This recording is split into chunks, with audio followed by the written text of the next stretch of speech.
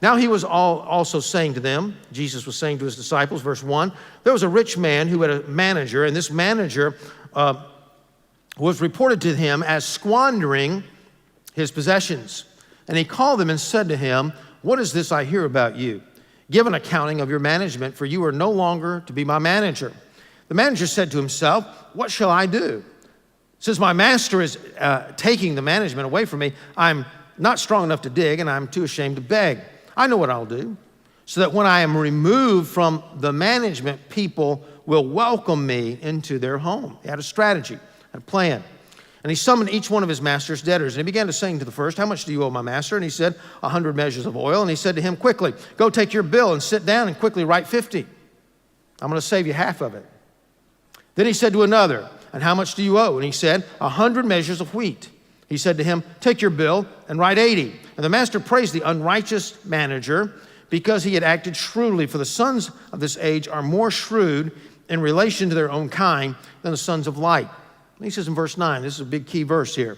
And I say to you, make friends for yourselves by means of the wealth of unrighteousness, so that when it fails, they will receive you into the eternal dwellings. Now, the point to the parable is this. Remember, a parable has one point, basically one point. You learn a lot of things from a parable, but it has one major emphasis, what's going on. Because we look at this parable and we say, now how can God's sort of the master in this parable, how can he say to a guy, well, you've cheated people out of, cheated me out of something, that's a good thing. Well, you know, a lot of people explain this parable and say, well, you know, this guy, this manager, was overtaxing people and he was just giving back to them what he had cheated them out of. That's the reason why was the difference 50 and 80%. But that's not the point. The detail's not the point. The point is this. We have a small window of opportunity in this life to use what we have to invest in the future. That's it. That's what the parable's about. Now, what is that future? He was saying eternal dwellings. He was pulling off what he says in Matthew 6. Don't store up for yourselves treasures on earth where moth and rust steal things away, but store up for yourself treasures in heaven. Now, the parable was this.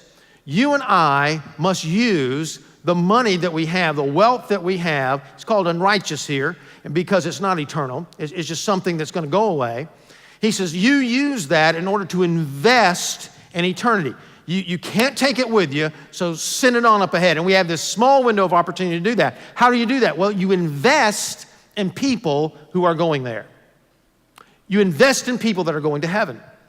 You invest in people leading people to Jesus Christ, and you invest in the people that have already been led to Jesus Christ in order to mature them, that they could influence and win more people to Christ. There's the parable right there. There's the interpretation of the parable.